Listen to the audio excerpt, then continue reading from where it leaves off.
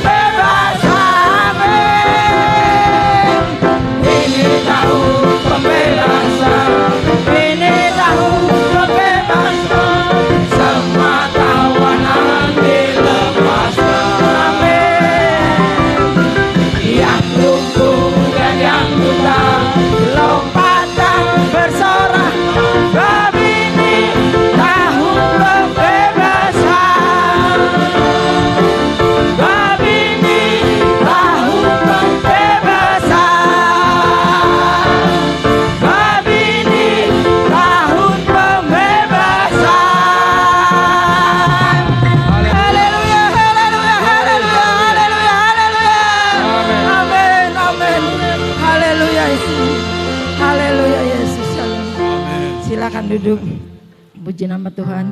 Biarlah sebentar kita mendengar sebagian kebenaran-Mu ya Bapa. Jamah kami ya Bapa, urapi kami, penuhi kami Bapa. Kami yakin dan percaya Bapa, kebenaran firman tidak berlalu begitu saja ya Bapa, melainkan menjadi rema dalam hidup kami Bapa. Jamah hati-hati kami yang kering Bapa. Biar Engkau taburi dengan kebenaran firman-Mu Bapa. Haleluya Yesus, haleluya. Karena kami percaya Engkau Allah yang sempurna, Allah yang tidak pernah lalai menepati janjinya Bapa. Haleluya Yesus, haleluya. Amin. Kita angkat satu pujian.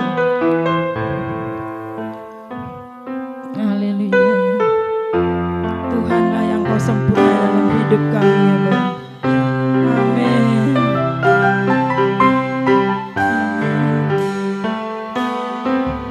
Tuhan, Kau sempurna dalam rencana-Mu dan karya-Mu. Ku serahkan hidupku, murnikan dengan Roh-Mu. Tuhan, Kau sempurna. Tuhan,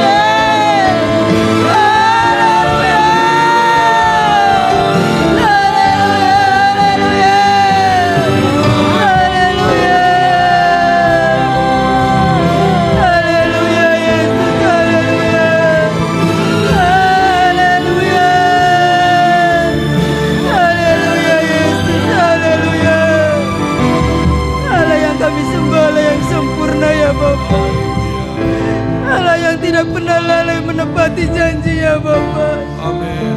Biar kami mau terus belajar Tuhan, untuk berjaga-jaga dan terus berdoa ya Bapa.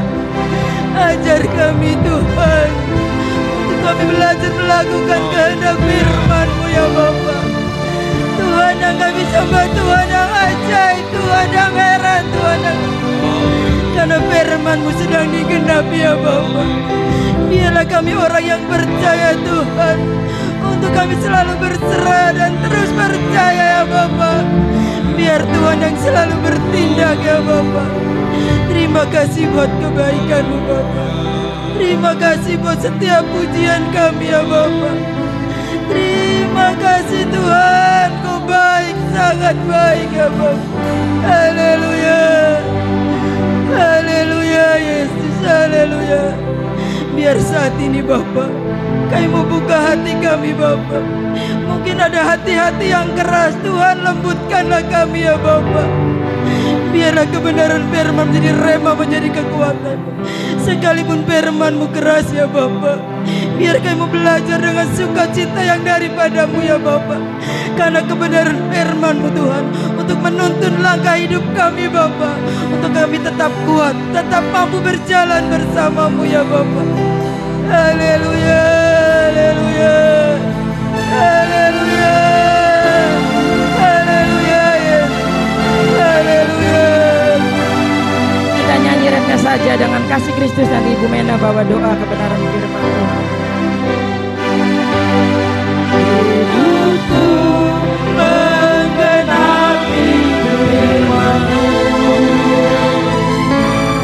tanda mujizat sertai tiap langkahku. Kau bersamaku di dalamku, jadi bukti kebenaran-Mu. Hidupku, hidupku menggenapi firman-Mu, tanda mujizat sertai tiap langkahku. Kau bersamaku di dalamku, jadi bukti kebesaran-Mu, jadi bukti kebesaran-Mu, jadi bukti kebesaran-Mu. Haleluya, haleluya Yesus, haleluya. Kami sembah Engkau Tuhan, kami sembah Engkau Yesus, haleluya, haleluya. Kita sembah Tuhan, kami tinggikan Allah yang ajaib. Haleluya, haleluya, haleluya. Segala kemuliaan hanya bagi Engkau Tuhan. Kami muliakan Engkau, Allah yang ajaib, Allah yang luar biasa Tuhan. Haleluya. Terima kasih Yesus, terima kasih, Engkau baik. Haleluya. Kami naikkan pujian dan syukur kami hanya kepada Engkau ya Tuhan. Engkau Allah yang baik, Allah yang luar biasa dalam kehidupan kami ya Tuhan. Kami tidak dapat membalas kasih dan kemurahan Tuhan dalam kehidupan kami. Hingga pada saat siang hari ini Tuhan, kami lagi boleh ada di rumah-Mu ya Tuhan. Ada kerinduan yang besar dalam hati kami ya Tuhan. Pribadi kami, lebih pribadi ya Tuhan, kami rindu akan Engkau ya Tuhan. Kami mau lebih dekat lagi dengan Engkau Yesus. Itulah yang menjadi kerinduan kami ya Bapa. Biarlah pada siang hari ini ya Tuhan, kami datang sungguh-sungguh mencari Engkau, karena kami percaya Engkau satu-satunya Tuhan yang menjadi penolong kami. Engkau satu-satunya yang akan menjadi andalan kami dalam kehidupan kami ya Tuhan. Biarlah pada siang hari ini ya Tuhan, kami lagi mau dibentuk oleh firman-Mu, memberkati mengurapi hamba-Mu yang akan memberitakan firman-Mu Tuhan. Singkapkan seluruh rahasia-rahasia firman-Mu ya Tuhan, karena masih banyak yang belum kami mengerti, masih banyak firman-Mu yang belum kami pahami ya Tuhan. Berkati kami juga jemaat-jemaat-Mu, berikan hati yang baik bagi kami ya Tuhan. Biar kami mau mendengarkan firman-Mu, kami remakan firman-Mu ya Tuhan, dan iman kami lagi lebih bertumbuh, dan kami boleh menghasilkan buah-buah yang baik di hadapan Engkau ya Tuhan. Kami percaya Tuhan, kami semua yang ada di tempat ini, kami memiliki banyak masalah persoalan, tapi kami percaya kami memiliki Allah Tuhan kami yang besar, Allah yang sanggup mengalahkan segala masalah persoalan kami ya Bapa. Itulah sebabnya kami datang kepadamu Tuhan. Kami merendahkan diri kami di hadapan Engkau ya Tuhan. Apapun yang akan kami dengar sebentar itu semua berasal daripada Engkau ya Tuhan. Berkati hamba-Mu ya Bapa. Berikan terus kekuatan, kesehatan, hikmat yang daripada Engkau saja. Biar firman-Mu itu Tuhan boleh menjadi berkat bagi kami jemaat-jemaat-Mu Tuhan. Kami siap mendengarkan firman-Mu hanya di dalam nama Tuhan Yesus Kristus. Haleluya. Amin. Haleluya. Haleluya. Puji Tuhan.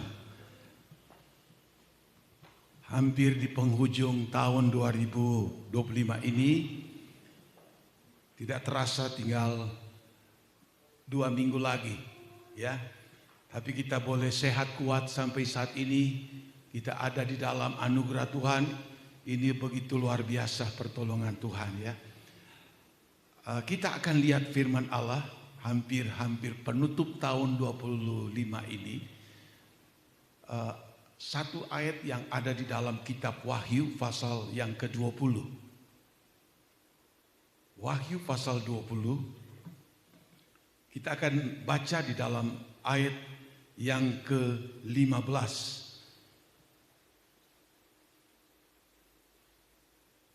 Atau tidak apa, ayat 14 dan 15. Kita hormati pembacaan firman Allah ini. Kita akan baca sama-sama, sudah ada di monitor. 2, 3. Lalu maut dan kerajaan maut itu dilemparkanlah ke dalam lautan api. Itulah kematian yang kedua, lautan api. Dan setiap orang yang tidak ditemukan namanya tertulis di dalam kitab kehidupan itu, ia dilemparkan ke dalam lautan api itu. Puji Tuhan, silakan duduk. Mungkin ayat ini salah satu ayat yang agak ekstrim, tapi ini harus disampaikan karena kebenaran Allah itu mutlak. Firman Allah itu ya dan amin adanya. Nah, kita lihat di dalam ayat ini dikatakan ayat 15, setiap orang yang tidak ditemukan namanya tertulis dalam kitab kehidupan. Di dalam Wahyu 20 ayat sebelumnya, maka dibukakanlah semua buku-buku atau beberapa buku. Maka bukan hanya satu buku, tetapi ada beberapa buku. Dalam kitab Pengkhotbah, di situ juga kita lihat bahwa Allah menulis setiap perbuatan baik atau jahat dari setiap manusia. Maleakhi pasal 4 ayat 16, di situ juga ada buku yang mencatat semua segala perbuatan-perbuatan yang dilakukan manusia di muka bumi ini. Dan ada buku yang lain, yaitu Alkitab itu sendiri, itu firman Tuhan. Tapi ada juga buku yang kita baca di dalam ayat ini, yaitu di dalam kitab atau buku kehidupan.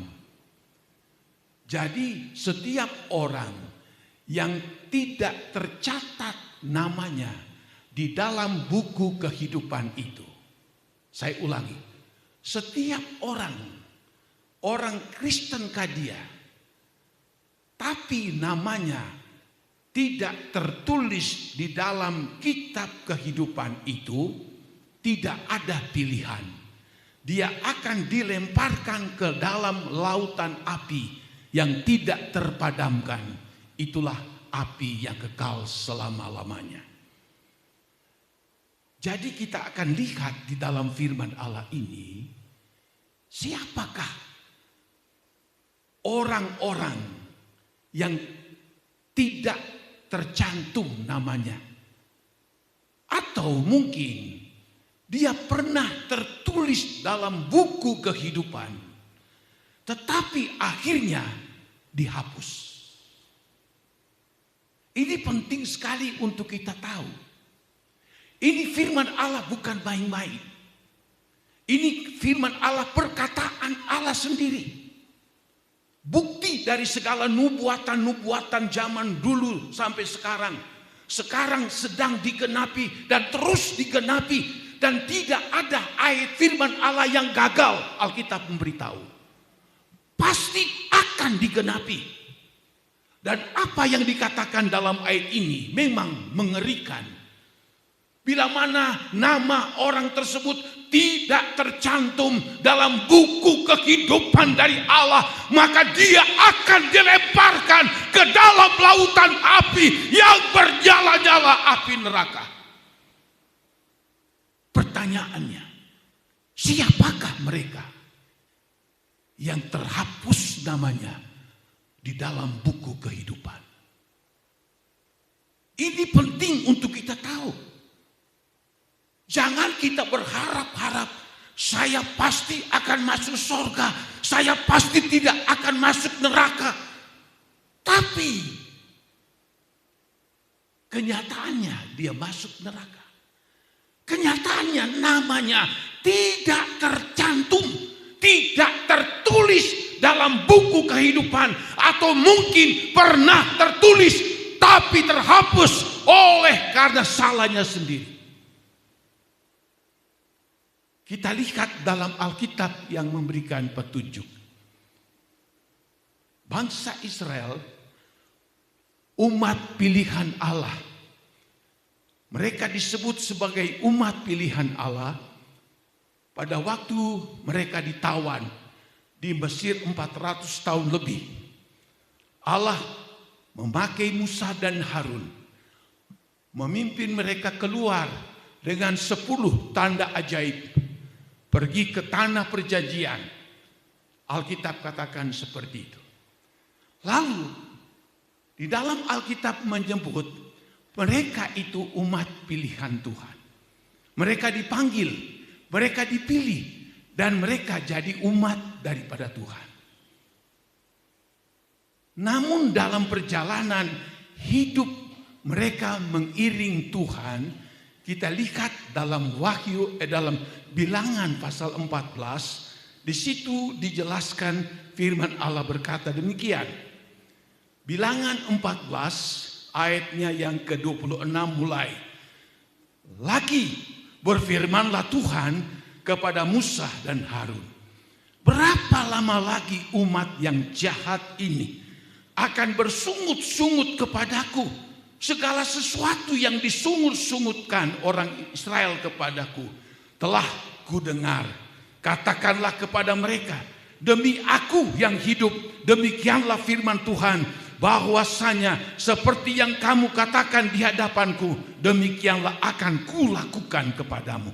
Di padang gurun ini bangkai-bangkaimu akan berhantaran, yakni semua orang di antara kamu yang dicatat, semua tanpa terkecuali yang berumur 20 tahun ke atas, karena kamu telah bersungut-sungut kepadaku, bahwasanya kamu ini tidak masuk ke negeri yang dengan mengangkat sumpah telah kujanjikan akan kuberi kamu diami, kecuali Kaleb bin Yefuna dan Yosua bin Nun.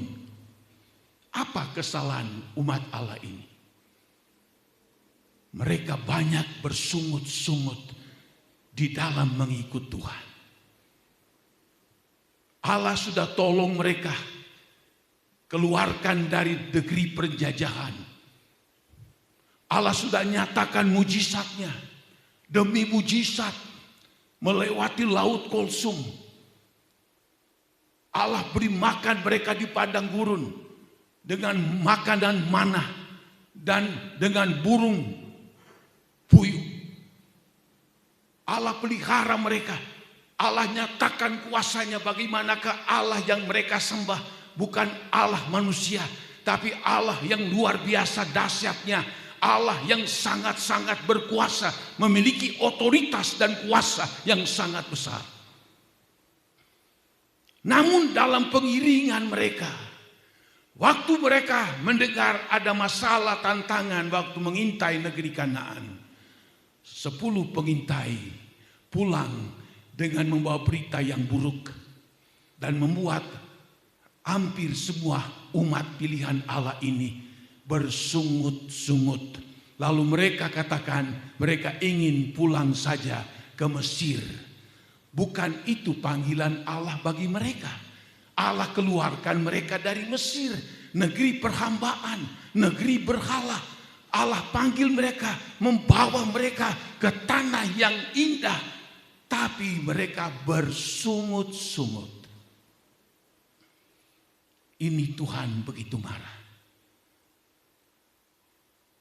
Bersungut itu kalau kita baca dalam Alkitab adalah dosa yang sangat-sangat tidak disukai oleh Tuhan. Bersungut-sungut itu adalah kebencian daripada Tuhan. Kebalikan daripada bersungut-sungut adalah mengucap syukur. Ada banyak sekali ayat di dalam Alkitab, tidak usah dibaca karena saking banyaknya. Mengucap syukurlah kamu selalu kepada Tuhan. Mengucap syukurlah kamu di dalam segala hal. Banyak sekali ayat ditulis di dalam Alkitab. Kita baca itu, waduh bisa sampai lewat berapa waktu. Bersungut kebencian Tuhan. Tapi Allah senang dan menyukai orang-orang yang mengucap syukur. Mengucap syukur apa? Di dalam segala keadaan. Lagi suasana tidak baik, suasana tidak enak. Diberkati atau belum diberkati oleh Tuhan. Mungkin ada rasa sakit ataupun sehat, kuat ataupun lemah. Diberkati atau belum. Kita selalu mengucapkan syukur kepada Tuhan. Kita boleh hidup, kita boleh bernafas, kita boleh bisa makan, boleh minum, bisa pakai. Bahkan lebih daripada itu, Tuhan ampuni kita, Tuhan selamatkan kita, Dia jadikan kita umat pilihannya. Ini semua patut disyukuri dalam hidup ini.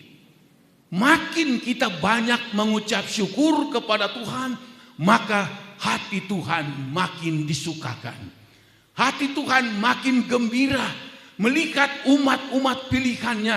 Ada selalu ucapan syukur. Ucapan syukur, bukan bersungut dan terus bersungut. Bangsa Israel yang bersungut itu bukan sedikit. Cukup banyak mereka yang mengucap syukur. Padahal Allah izinkan mereka melewati semua masalah demi masalah. Tujuannya apa? Untuk menguji mereka. Supaya mereka menaruh harap sepenuhnya sama Tuhan. Supaya mereka percaya dan takut dan menghormati akan Tuhan. Supaya mereka makin mengenal akan kuasa dan otoritas dari Tuhan. Allah izinkan itu. Mereka alami semuanya itu untuk mendidik mereka di padang gurun itu supaya mereka menjadi umat Allah yang tangguh, yang kuat, yang tahan dalam menghadapi segala situasi. Tapi Alkitab memberitahu bukannya bersyukur, tapi mereka itu malah bersungut-sungut kepada Tuhan. Mereka tidak menerima yang jelek-jelek. Mereka tidak menerima yang pelik-pelik, yang sulit-sulit, yang sukar-sukar. Mereka hanya mau menerima yang enak-enak saja.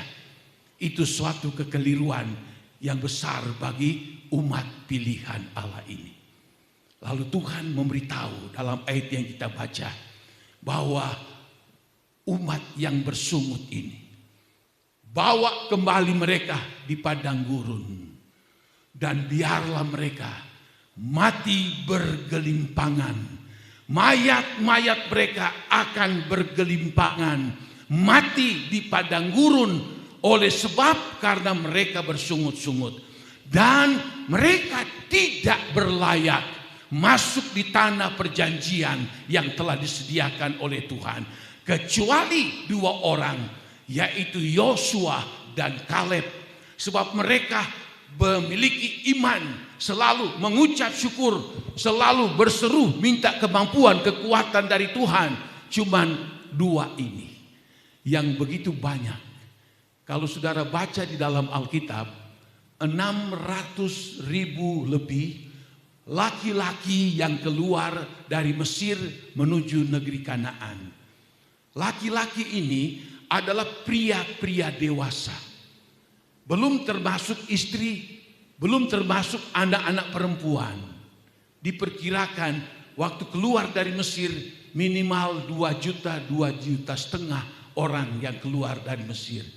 Tapi generasi itu cuma 2 yang masuk di tanah perjanjian. Selebihnya mati bergelimpangan di padang gurun. Cuma karena mereka banyak bersungut-sungut kepada Tuhan. Apa yang dikatakan dalam kitab Keluaran pasalnya yang ke-32? Musa melihat umat Allah. Mereka telah berbuat dosa. Angel banget. Musa sampai stres melihat adat daripada umat pilihan Allah ini. Tidak tahu mengucap syukur.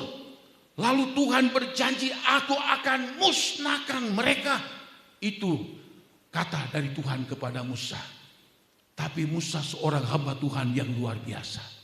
Dia berkata di dalam Keluaran 32 ayatnya yang ke-31 berkata begini. Lalu kembalilah Musa. Keluaran 32 ayatnya yang ke-31. Lalu kembalilah Musa menghadap Tuhan dan berkata, bangsa ini telah berbuat dosa besar, sebab mereka telah membuat Allah emas bagi mereka. Tetapi sekarang kiranya engkau menghapuskan dosa mereka itu, dan jika tidak, hapuskanlah kiranya namaku dari dalam kitab yang telah kutulis. Musa mengadakan doa syafaat. Dia sudah tahu Allah akan menghukum mereka. Sebab apa? Mereka memberontak sama Tuhan. Bahkan disebutkan mereka berbuat dosa yang besar. Selain bersungut, mereka menyembah berhala, membuat patung daripada lembu, lalu mereka sembah. Musa tahu akibatnya.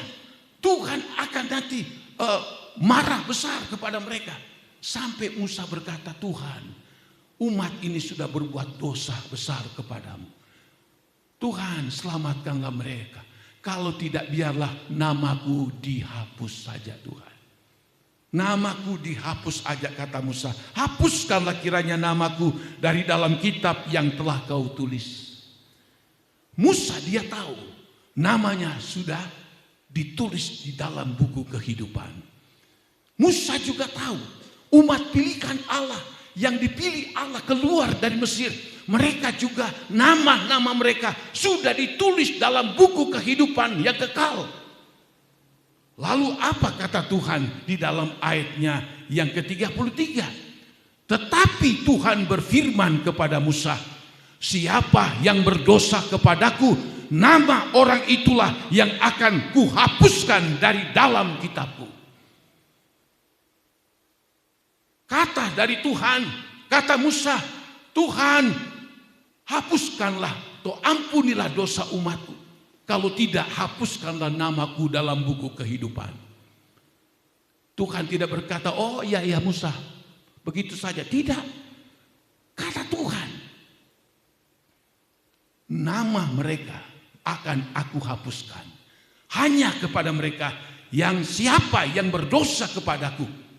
Siapa yang berdosa, siapa yang bersungut, siapa yang memberontak kepadaku, siapa yang berdosa kepadaku, nama orang itulah yang akan kuhapuskan dari dalam kitabku. Tuhan begitu adil. Rupanya tidak seluruhnya umat Allah ini telah memberontak, bersungut, berbuat dosa kepada Allah. Ada mungkin di antara mereka wanita-wanita, ada mungkin remaja-remaja, ada mungkin ibu-ibu yang tidak berbuat dosa. Nama-nama yang bersungut-sungut itulah, nama-nama yang berbuat dosa itulah yang dikatakan oleh Tuhan, itulah yang akan kuhapus dari dalam kitabku. Bicara persungutan, memberontak kepada Allah, berdosa kepada Allah, bukan masalah sepele. Orang dunia mungkin berkata, tidak apa-apa. Sekali dua kali berbuat salah, berbuat dosa. Sekali dua kali bersungut, tidak masalah. Tetapi bagi Allah tidak. Persungutan sama dengan pemberontakan. Itu adalah suatu perbuatan dosa. Meskipun nama-nama orang ini sudah tercantum dalam buku kehidupan, sudah tertulis dalam buku kehidupan, tapi Tuhan berkata apa? Nama mereka yang berdosa, mereka akan dihapus dalam buku kehidupan. Tidak ada lagi barangkali atau kira-kira, tidak ada. Seringkali persungutan itu kita anggap enteng. Kita anggap dosa kecil. Padahal kalau kita koreksi diri kita, kita boleh hidup saja sampai saat ini. Kita boleh bernapas pun sampai saat ini. Kita ada dalam rumah Allah sampai saat ini. Itu anugerah dari Tuhan. Pada akhir zaman ini akan begitu banyak orang salah sedikit bersungut. Salah sedikit bersungut sebab barangkali itu bukan salahnya Tuhan. Salah sendiri. Sebab ada 3 masalah yang seringkali dihadapi manusia. Ada kesalahan yang dibuat oleh karena dia salah sendiri. Dia ceroboh sendiri. Dia bodoh sendiri. Lalu dia alami kesukaran dan penderitaan. Ada kesukaran yang dialami oleh karena memang iblis yang memberikan itu. Dan kalau Allah, Dia akan menguji kita, memberikan kesulitan, memberikan kesukaran, menguji kita untuk apa? Kita naik kelas, makin diuji seperti Ayub.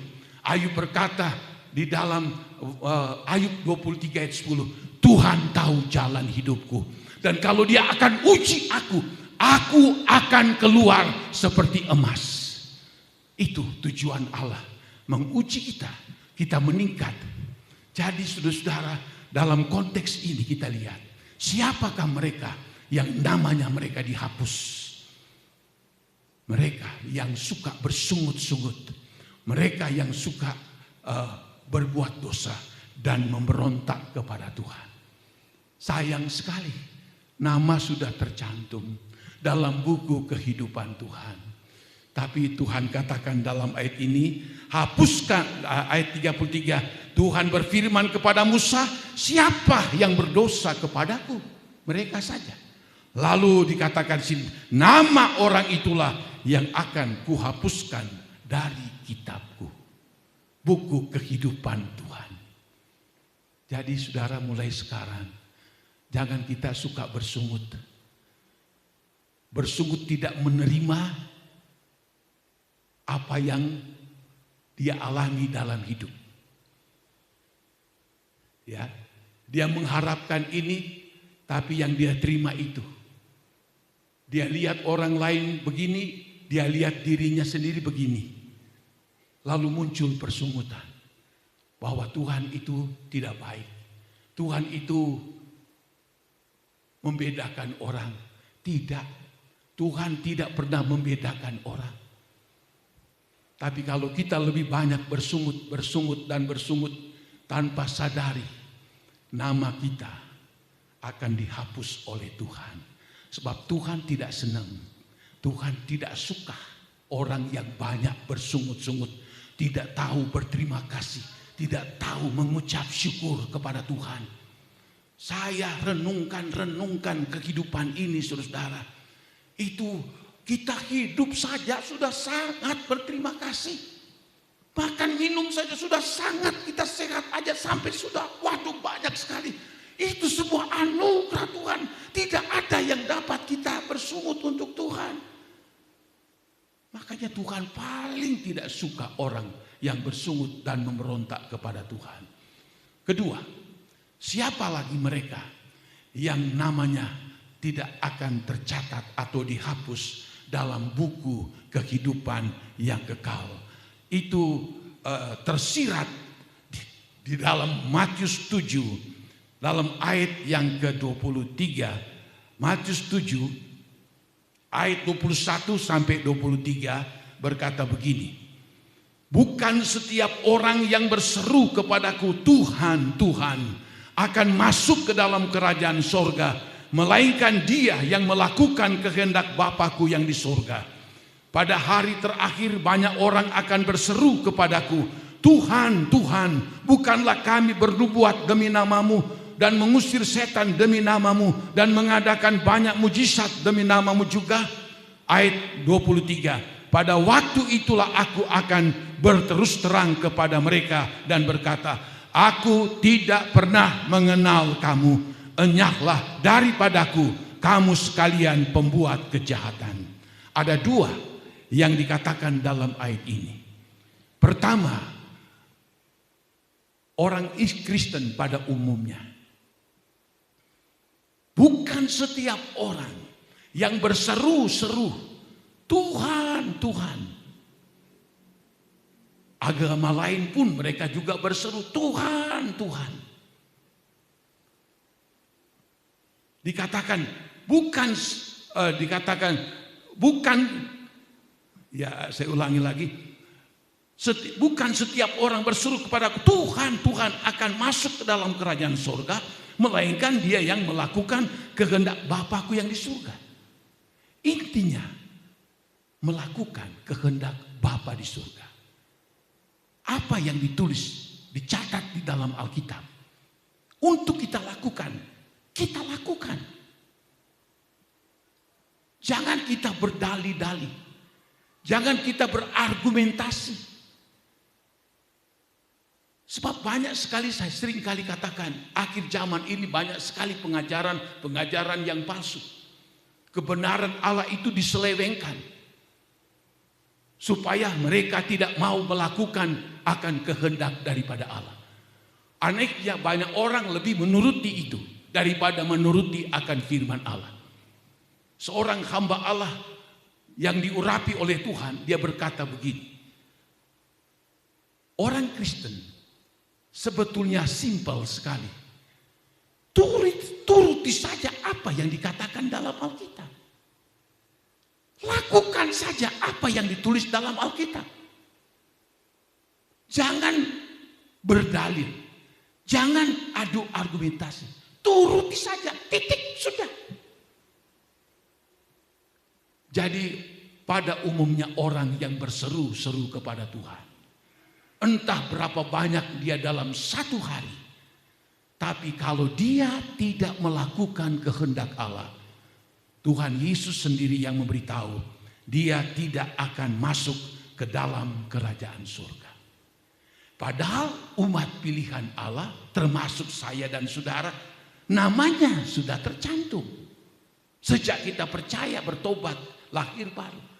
Tapi oleh sebab dalam perjalanan hidup, kita sulit tidak mau melakukan kehendak Allah. Maka apa boleh buat? Firman Allah sebut, yang tidak melakukan kehendak Allah, sorry dulu ya, tidak boleh masuk di dalam kerajaan sorga. Yang kedua, pelayan-pelayan Tuhan yang ditulis di dalam ayat 22. Pada hari terakhir banyak orang berseru kepadaku, Tuhan, Tuhan, bukankah kami bernubuat demi namamu, mengusir setan demi namamu, mengadakan mujizat demi namamu juga? Wow, hebat. Ini orang bukan sekedar orang Kristen, tapi orang yang sudah menjadi pelayan Tuhan. Apakah dia hamba Tuhan? Apakah dia tua-tua sidang? Apakah dia evangelis barangkali, penginjil atau siapapun itu yang sudah melayani akan Tuhan. Mereka mengatakan kami sudah bernubuat. Bernubuat itu bisa artinya berkhotbah. Kami sudah mengusir setan. Wih, hebat sekali. Tidak sembarangan orang mengusir setan. Memang gampang. Asal pakai nama Yesus bisa mengusir setan. Lalu kami mengadakan mujizat demi namamu. Iblis juga bisa bikin mujizat. Dukun juga bisa bikin mujizat. Tapi apa kata daripada Tuhan? Ayat 23. Pada waktu itulah aku berterus terang kepada mereka dan berkata, aku tidak pernah mengenal kamu. Ternyata mereka yang suka khotbah, bernubuat, mereka yang suka mengusir iblis demi nama Tuhan, mereka yang suka mengadakan mujizat bisa lebih dari dukun. Tapi Tuhan berkata bahwa aku tidak pernah mengenal kamu. Ternyata tidak pernah. Sedikit pun tidak dikenal oleh Tuhan. Apalagi banyak. Sedikit pun tidak. Lalu apa dikatakan? Enyahlah daripadaku, kamu sekalian pembuat kejahatan. Kenapa tidak dikenal oleh Tuhan? Ini persoalannya. 1 Korintus 8 ayat 3. Di situ firman Allah berkata begini. Orang yang mengasihi Tuhan dikenal oleh Tuhan. Orang yang mengasihi Allah dikenal oleh Allah. Berarti orang yang tidak mengasihi Allah, dia tidak dikenal oleh Allah. Dia bisa saja berkhotbah, mengusir setan demi nama Tuhan. Dia bisa mengadakan mujizat, tapi tidak dalam mengasihi akan Tuhan. Apa iya? Iya, banyak yang seperti ini. Sedangkan Alkitab memberitahu mengasihi Tuhan adalah hukum yang paling utama. Paling nomor 1, mengasihi Tuhan. Alkitab katakan 1 Korintus 13. Biar engkau seluruh kekayaanmu engkau bagikan orang miskin. Engkau tidak punya kasih, kosong. Engkau beri tubuhmu dibakar sebagai korban, tapi kau tidak punya kasih, nol, tidak ada arti. Itu Alkitab katakan. Engkau punya pengetahuan bahasa melebihi malaikat sekalipun, tapi kalau tidak punya kasih, nol, tidak ada arti. Yang disebutkan dalam ayat 23, mereka pelayan Tuhan.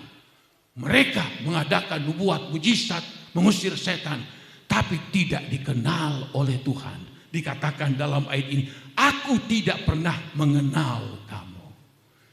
Dan karena tidak mengenal Tuhan, maka Alkitab memberitahu mereka tidak dikenal oleh Tuhan. Dalam 1 Korintus pasalnya yang ke-16 juga, di situ ditulis ayat 22. Orang yang tidak mengasihi akan Tuhan, maka dia terkutuk. Terkutuklah orang yang tidak mengasihi Tuhan. Sehebat apapun penampilannya dalam pelayanan, sefasilitas apapun dia dalam pelayanan, dia berdiri sebagai seorang pengkhotbah sekalipun, mengusir setan, mengadakan mujizat, tetapi Alkitab memberitahu kalau dia lakukan itu tidak dengan kasih dari Allah, maka dia terkutuk. Alkitab yang tulis. Nama mereka terhapus dalam buku kehidupan dari Tuhan. Di orang kalau tidak mau melakukan seluruh kehendak Allah, pikir saja, apakah mau namamu terhapus dalam buku kehidupan? Kalau engkau tidak lebih mengasihi Allah, apakah engkau mau namamu akan terhapus dalam buku kehidupan? Makanya dalam 1 Yohanes 2 ayat 15 sampai 17, kalau kamu mengasihi dunia, kasih Allah tidak ada di dalam kehidupan kamu. Tidak ada. Ada orang lebih mengasihi bisnisnya daripada mengasihi Tuhan. Ada orang lebih mengasihi manusia daripada mengasihi Tuhan. Lebih mengasihi harta benda daripada mengasihi Tuhan.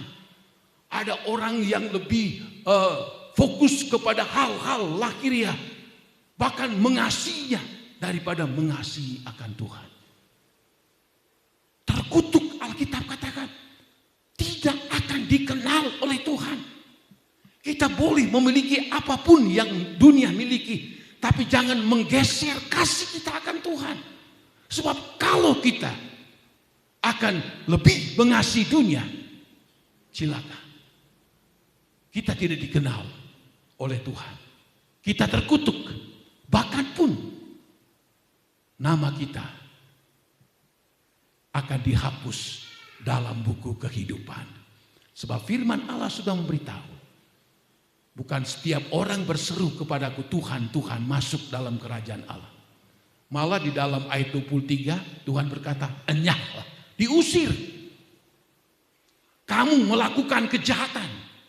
Bayangin, ini pendeta, ini pelayan-pelayan mengadakan mujizat, bernubuat dan sebagainya. Diusir, enyah, pergi. Aku tidak butuh orang yang tidak mengasihi Tuhan. Saya setiap hari berdoa. Saya minta sama Tuhan. Setiap kali saya berdoa, penuhi saya dengan kasih-Mu Tuhan. Penuhi saya dengan kasih-Mu. Dan penuhi saya dengan Roh Kudus-Mu.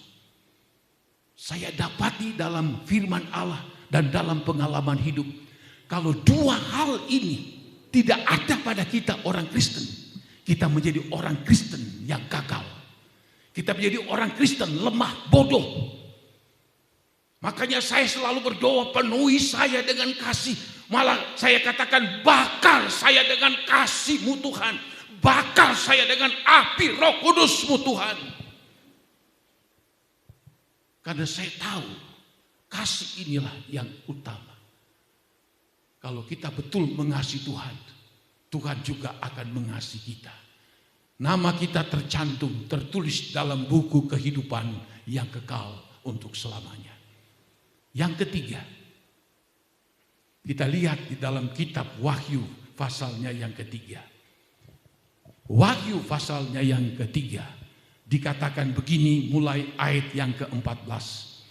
Dan tuliskanlah kepada malaikat jemaat di Laodikia, inilah firman dari Amin, saksi yang setia dan benar, itulah Tuhan Yesus, permulaan dari ciptaan Allah. Aku tahu segala pekerjaanmu. Engkau tidak dingin dan tidak panas. Alangkah baiknya jika engkau dingin atau panas. Jadi karena engkau suam-suam kuku dan tidak dingin atau panas, aku akan memuntahkan engkau dari mulutku. Disebut jemaat Laodikia. Jemaat berarti siapa? Umat pilihan Tuhan. Seperti saya dan saudara, jemaat GPDI Kandang Haur. Ini jemaat Laodikia. Tuhan memberitahu kepada mereka apa? Bahwa aku tahu seluruh pekerjaan yang kamu lakukan. Kamu sembunyi sampai di mana, aku tahu seluruh yang engkau lakukan dan kerjakan. Lalu Tuhan berkata, engkau tidak dingin dan tidak panas. Alangkah baiknya engkau dingin atau panas. Lalu ayat 16, engkau suam-suam kuku. Saya baca cari apa arti suam-suam kuku. Mereka tidak semangat ikut Tuhan. Mereka tidak serius ikut Tuhan. karpet dewek. Di satu sisi, mereka sebagai jemaat Laodikia datang ke gereja. Tapi di sisi yang lain, mereka giat untuk memuaskan hidup duniawi mereka. Ini jemaat yang ada di Laodikia. Kaki kanan mereka ingin masuk surga. Tapi kaki kiri mereka ingin menjalani hidup seperti orang-orang duniawi. Jadi suam-suam kuku. Tidak dingin dan tidak panas. Orang yang suam-suam seperti ini tidak ada komitmen, tidak ada pendirian. Ada orang berkata begini, dia ikut arus. Berkata begini, dia ikut arus. Mana yang kuat arusnya, itu yang dia akan lakukan, ikuti. Kalau arus dunia begitu kencang, dia ikuti arus dunia. Ini jemaat Laodikia modelnya seperti ini. Dan jemaat Laodikia jemaat ke-7 dalam Wahyu pasal 2 dan Wahyu pasal 3. Jemaat Laodikia jemaat terakhir yang ditegur oleh Tuhan. Jemaat Laodikia adalah gambaran dari gereja Tuhan akhir zaman ini. Yang apa? Mengidolakan keberhasilan, mengidolakan kekayaan, mengidolakan kesuksesan, mengidolakan keberuntungan. Mereka beribadah di satu kaki ke Tuhan, satu kaki ke dunia. Dan mereka lebih condong kepada hal duniawi. Sebab Tuhan Yesus katakan dalam Matius pasalnya yang ke-6, ada satu ayat berkata begini. Tidak ada seorang pun yang memiliki dua tuan. Katanya, tidak seorang pun yang mentuhankan mamon dan bertuhankan Allah. Pasti yang satu akan diturutinya dan yang lain tidak akan diturutinya. Siapa mamon? Mamon itu adalah duniawi dan segala kemewahan duniawi, kebanggaan duniawi, jabatan, pangkat, harta kekayaan, itulah yang disebut mamon. Orang yang sudah memberhalakan mamon, tidak akan mungkin dia menjadikan Tuhan itu sebagai Allah. Tidak. Dia pasti akan cenderung kepada Allah mamon ini. Tuhan katakan tidak bisa. Kamu bertuhankan Allah dan bertuhankan mamon. Yang mamon itu yang kamu akan lebih lengket, lebih suka. Ini sangat berbahaya. Inilah jemaat yang ada di Laodikia ini. Sehingga mereka katakan dalam ayat ini, aku kaya dan aku telah memperkayakan diriku dan aku tidak kekurangan apa-apa. Jemaat Laodikia, umat dari Tuhan, tapi hidup mereka prioritaskan untuk apa? Dikatakan di sini, supaya aku kaya. Kedua, aku telah memperkayakan diriku hanya untuk dirinya tok, tidak memikirkan yang lain. Lalu ketiga, aku tidak kekurangan apa-apa. Makan, minum, pakai, duit, apa, semua ada, cukup. Tapi apa yang Tuhan katakan? Kamu tidak tahu. Sebenarnya kamu orang yang malang. Malang itu sial, paling sial. Kamu orang yang miskin. Kamu orang yang melarat. Melarat itu tidak punya apa-apa lagi di hadapan Tuhan. Udah miskin dalam Tuhan, melarat lagi dalam Tuhan. Lalu apa? Buta rohani mereka, tidak mampu melihat jauh ke depan. Melihat lagi sorga sudah tidak kuat.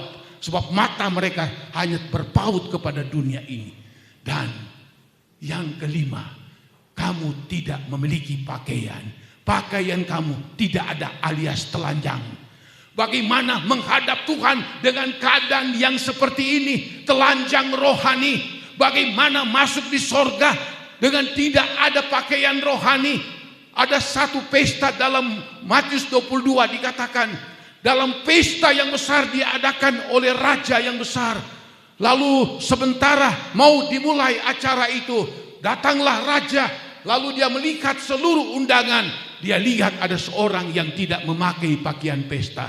Raja itu datang dan berkata, "Hei sobat, kenapa engkau datang ke sini dengan tidak mengenakan pakaian pesta?" Tidak mengenakan pakaian pesta pun dilarang.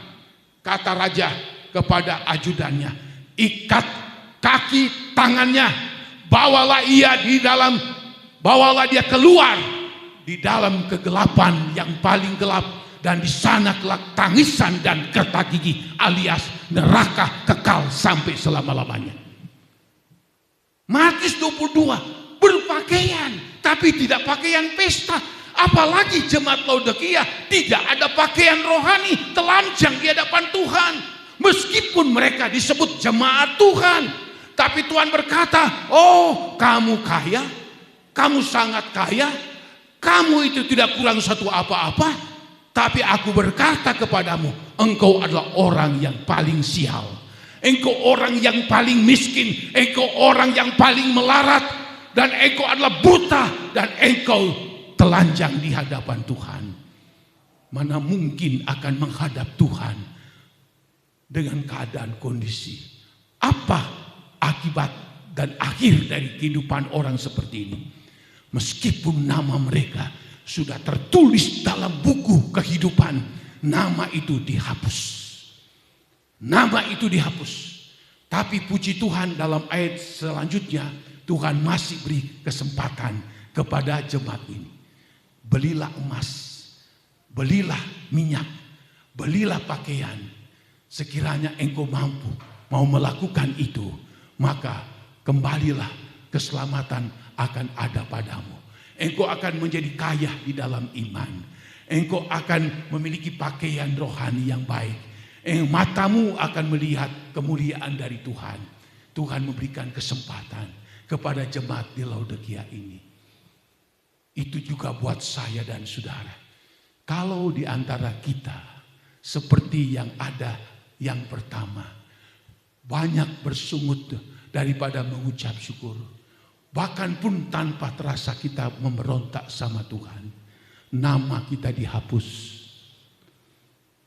Jikalau kita tidak mau melakukan akan kehendak Allah, sehebat apapun kita sebagai orang Kristen, bahkan mungkin kita punya talenta mengusir setan, bernubuat, mengadakan mujizat, Tuhan tidak kenal karena tidak ada kasih dalam orang tersebut. Yang ketiga, kita lihat bagaimana mereka suam-suam kuku. Hidup kerohanian mereka tidak dingin dan tidak panas. Sebagai hamba Tuhan, saya ingatkan untuk kita sekalian, jangan sampai kita menjadi seperti tiga ini. Umat Allah pada zaman dulu, umat Allah pada zaman Tuhan Yesus, dan yang ketiga, umat Allah yang hidup pada akhir zaman yang digambarkan kepada jemaat Laodikia. Jangan sampai kita seperti itu. Kalau ada, masih ada waktu dan kesempatan kita memperbaiki diri kita di hadapan Tuhan. Tuhan Maha Kasih, Tuhan begitu adil. Dia ingin sekali nama kita tercantum dalam buku kehidupan. Tapi iblis dia akan berusaha bagaimana menggoda anak-anak Tuhan, umat Allah, supaya nama itu akan terhapus dalam buku kehidupan. Satu kali kelak pertarungan itu akan berakhir. Dan seperti yang kita lihat di dalam Alkitab pasalnya yang ke-20 Wahyu pasal 20 tadi dikatakan seperti ini. Setiap orang yang tidak ditemukan namanya tertulis dalam kitab kehidupan, ia dilemparkan ke dalam lautan api itu. Saya dan saudara, namanya sudah tercantum dalam buku kehidupan kekal. Atau karena kita banyak bersungut, tidak mau melakukan kehendak Allah, tidak mengasihi Tuhan, suam-suam kuku, mungkin nama kita sudah mulai kabur, sudah mulai nggak kebaca. Masih ada waktu, masih ada kesempatan. Tuhan masih kasih kemurahan. Kita perbaiki diri kita, supaya nama kita waktu disorot oleh kemuliaan Allah, nama kita tercantum dalam buku kehidupan.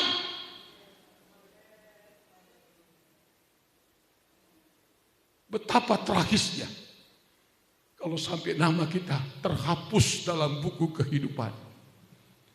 Kita menangis, ampuni sudah tidak ada lagi. Tapi kesempatan pagi hari ini kita dengar firman Allah. Saya berdoa kiranya Roh Kudus akan mengurapi kita sekalian, supaya firman Allah ini tidak lalu begitu saja, tapi menjadi pegangan hidup kita. Ingat, namaku telah tertulis dalam buku kehidupan. Ada satu nyanyian, saya undang pemain musik yang sangat saya sukai, nyanyian lama. Namaku di sanalah dalam buku kehidupan kekal. Darah Yesus telah sucikan dosaku, dan saya tahu namaku ada di sana. Haleluya. Glory, haleluya.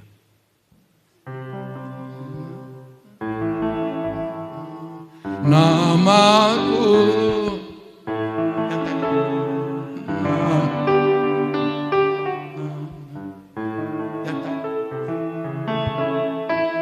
namaku di sanalah dalam buku kehidupan kekal. Darahnya telah sucikan segenap dosaku.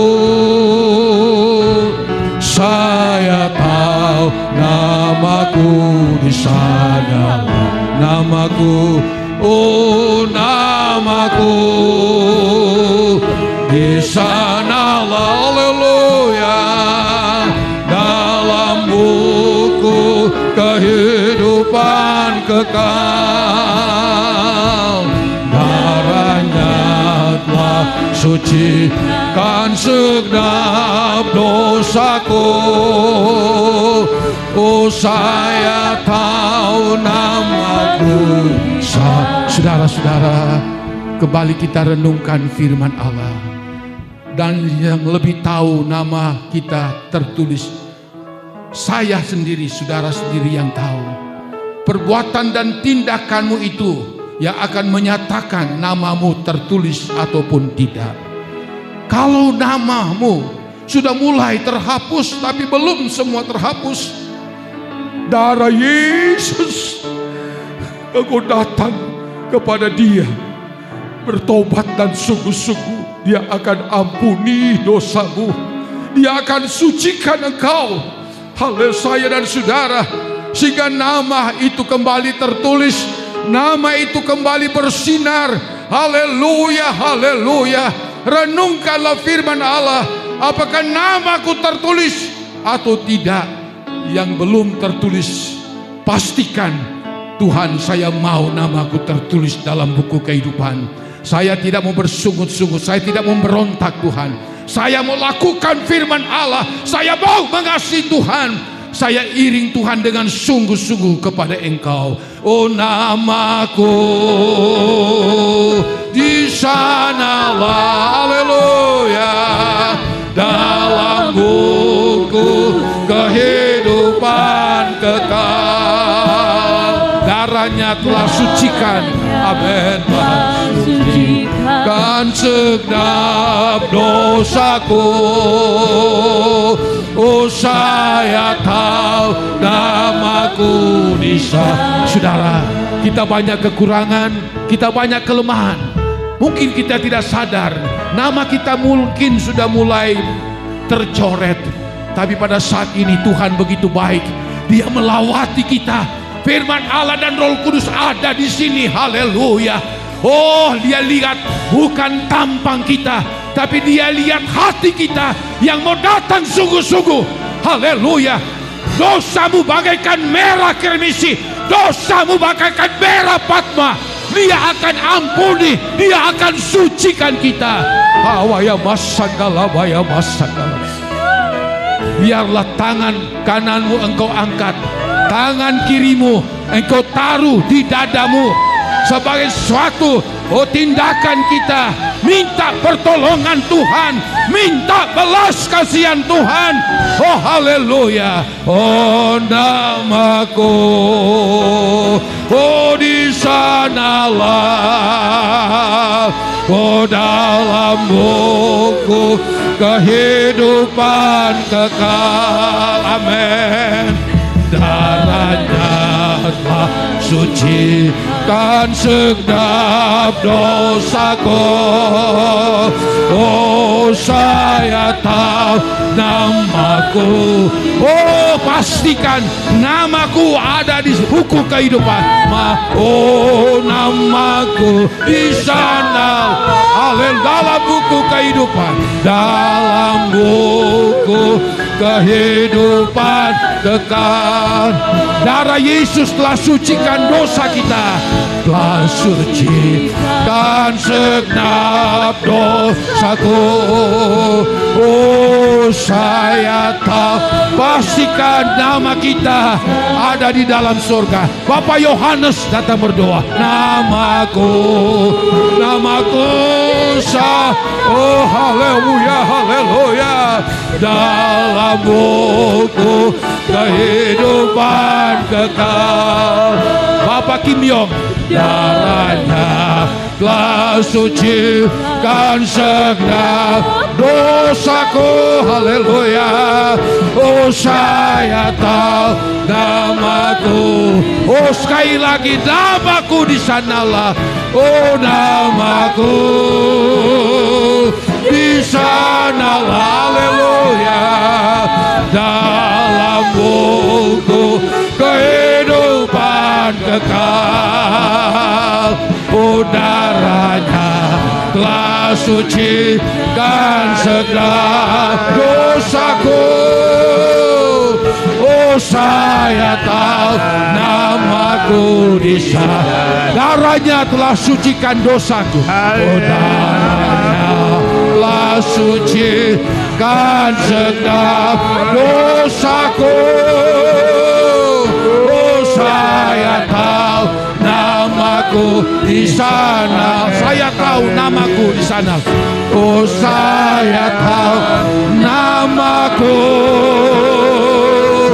di sana lah, di sana lah. Oh riyalah masalah, siapa segala. Haleluya, haleluya. Haleluya, haleluya, haleluya, haleluya, haleluya, haleluya. Puji namamu, puji namamu. Haleluya, oh haleluya, haleluya. Terima kasih, haleluya, haleluya. Terima kasih Bapa. Terima kasih. Terima kasih Tuhan Yesus. Terima kasih Allah Roh Kudus. Amin. Terima kasih Bapa. Kami mengucap syukur dan terima kasih kepadamu Bapa. Pada siang hari ini Tuhan, kami sudah mendengarkan firman-Mu yang begitu jelas buat kami ya Bapa. Apakah nama kami masih tertulis? Apakah nama kami sudah terhapus ya Bapa? jauhkan kami dari jemaat yang ada di Laodikia ya Bapa. Tuntunlah kami terus Tuhan di dalam roh dan kebenaran ya Bapa, agar dan supaya nama kami tidak hilang ya Bapa. Nama kami selalu ada di dalam Engkau ya Bapa. Ampuni kami Bapa. Mungkin kami melangkah pada tahun 2025 ini Tuhan, kami sering mengecewakan Engkau ya Bapa. Kami sering menjauh daripadamu ya Bapa. Ampuni kami ya Bapa. Biarlah sebentar lagi kami mau melangkah tahun yang baru ini Tuhan. Perbaharui iman percaya kami ya Bapa, agar dan supaya kami boleh timbul seperti emas yang murni di hadapan-Mu ya Bapa. Ampuni kekurangan kami pada tahun 2025 ini Bapa. Ampuni kesalahan kebodohan kami, kecerobohan kedunguan kami di hadapan-Mu ya Bapa. Ampuni kesombongan kami di hadapan-Mu Tuhan.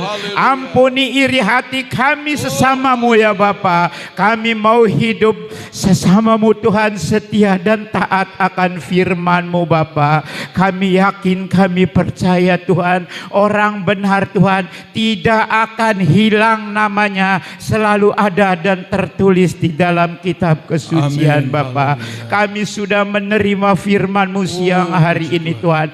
Tuhan tolong kami, meteraikan firman-Mu, tanamkan di dalam hati kami, agar firman-Mu siang hari ini Tuhan jangan melalui dengan begitu saja ya Bapa.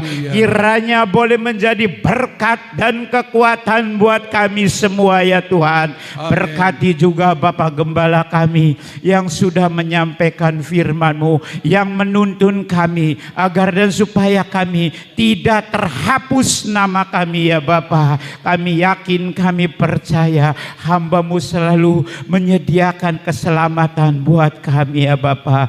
Berkati hamba-Mu, berkati kami semua yang sudah menerima firman-Mu Bapa. Bapa di surga, kami berdoa Tuhan, kami mau memberi buat Engkau ya Tuhan. Kiranya Engkau tilik tangan-tangan kami ya Bapa. Kami mau mengembalikan apa yang sudah Engkau berikan kepada kami. Kami akan mengembalikan dengan jujur 100% di hadapan-Mu ya Bapa, agar dan supaya kami tidak dituduh sebagai pencuri di hadapan-Mu ya Tuhan. Kami mau memberi yang terbaik buat Engkau Bapa, di dalam nama Tuhan Yesus.